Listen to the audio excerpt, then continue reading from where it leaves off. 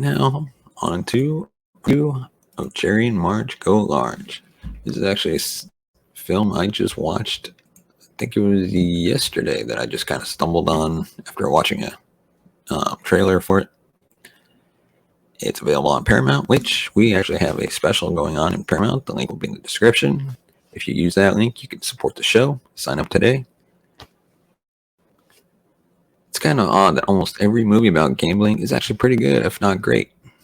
You got Owning Mahoney, Maverick, Casino, California Split, The Card Counter, The Cooler, Mississippi Grind, The Cincinatti Kid, The Sting, The Hustler, The Color Money, Rounders. Maybe the best poker movie of them all are actually great pictures. A lot of them. Even those films tangentially related to gambling, such as Rain Man, Lock, Stock, and Two Smoking Barrels, and House of Cards, garner excellence as if by proximity to the subject. Unfortunately, Jerry and Marge Go Large might be the exception to the rule. The Paramount Plus original certainly has its charms and will likely win over anyone who doesn't mind a little cheese with their sap, but its aesthetic sometimes feels like a Lifetime original movie. Looking at director David Frankel is an easy gauge for one to tell if Jerry and Marge Go Large is their cup of tea. If someone loved his films, Marley and Me, Hope Springs, and One Chance, then they'll likely enjoy this. Frankel has a way of bringing in incredible actors and having them read subpar dialogue in the most convincing way possible. He's worked with Meryl Streep, Owen Wilson, Will Smith, James Corden, Jennifer Aniston, and numerous other massive stars, and somehow always gets good performances even from the lamest material. He mostly does the same with Jerry and Marge Go Large, which features Bryan Cranston and Annette Bening as an elderly couple staring down the gray-haired barrel of retirement with a bit of a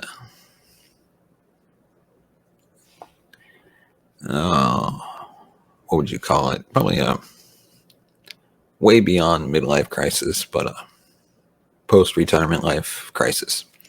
Rainn Wilson, Larry Wilmore, Anna Camp, and Michael McKean all show up as well and do their best with what ultimately amounts to a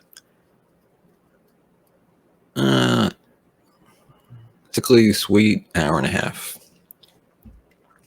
Jerry and Marge Go Large is based on an excellent and lengthy article written by Jason Fagone for the Huffington Post, which recounts the wild true story of a pair who took the mostly Massachusetts lottery system for $27 million over the course of 9 years, thanks to some good math. Jerry discovered a flaw in the system for the cash windfall games, where the odds favor the buyer the more money is spent. Soon, Jerry and Marge are pooling together their town's money and growing it exponentially. The story sometimes feels like the sort of true crime series and movies based on magazines and newspaper articles that keep popping up all over the place these days. Except nothing Gerald and Marge Selby did was actually criminal. In fact, they saved their small town by doing it. That's what makes Jerry and Marge Go Large different from a lot of these other stories, and super saccharine as a result. It's a feel-good twist on the type of brilliant scheming seen in docuseries like McMillions. Nobody goes to jail, nobody's life is ruined, and a happy, folksy town is saved. It's all very nice and refreshing to see good things happening to people. However, this complete absence of stakes, major conflict, and any real consequences make Jerry and Marge Go Large completely lacking in suspense or drama. Give or take an obnoxious Harvard dweeb with no personality other than the spoiled rich kid who also tries to game the lottery. This all leaves the viewer stuffed on good cheer but without any substance. It's the equivalent of binge eating 2 pounds of chocolate, a feature-length film made up of empty calories. The focus on Jerry and Marge is actually quite small. Brad Copeland's script does try to avoid this by instead going much smaller and focusing on the relationship between Jerry and Marge, using the lottery scheme as a backdrop to rekindle the romance in the old married couple. Through this lucrative gaming of the system, the couple finds a new lease on life. As Jerry says in the original article, "You gotta realize I was 68 years old, so it just gave me a sense of purpose." Soon, Jerry and Marge are dancing romantically in a gas station. Springsteen's Glory Days is blaring to a montage of the happy couple winning money, and the two are strengthening their bonds with their grown children and learning more about their town. It's all very sentimental, filled with cheesy one-liners, smothered with sappy musical cues that never end. Of course, this might be the exact type of movie some people want to see. Since conflict generally guides every type of film, Jerry and Marge Go Large could be the antidote some viewers are looking for in a world already filled with enough conflict. I mean, come on, it's 2022.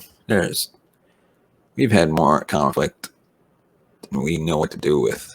I think we're good with an area. And also tell the story about a corrupt system group of small town little guys, average Joes who beat the system, actually have their happy ending. In a world of massive income inequality, growing class consciousness, and near unanimous hatred of politicians and corporations, there's probably some vicarious satisfaction in simply seeing the aforementioned little guy win for a change. Cranston and Benning do about as well as they can with the material. Benning's character is ridiculously underwritten in an almost offensive way. We know practically nothing about Marge, and she simply exists as a narrative device here, when in fact, Marge Selby seems like a charming and endearing person. Benning injects some energy and fire into the proceedings, but the script does not do her justice whatsoever. Cranston seems to combine his fun loser dad routine and Malcolm in the Middle with the smarter than he looks scheming of his Breaking Bad character. His face is always wonderfully expressive, and he does a good job portraying Jerry's weariness. At having lived nearly 7 decades without being recognized as an extremely clever, wonderfully kind, and exceptional person, he gives off a lot of aw shucks small town charm here, even if his dialogue is often clunky and dull by no fault of his own. And then we finally get to see him again.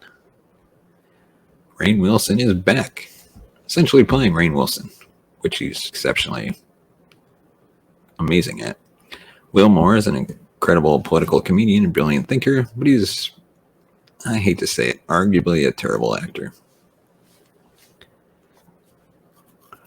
Jake Monaco's musical score is really unfortunate. Monaco is very talented and great for providing non-stop light music for kid movies such as A Cinderella Story.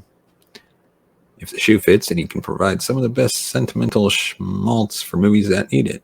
Think Like a Dog, A Cinderella Story, Christmas Wish, but his airy, sappy score actually makes Jerry and Marge Go Large worse.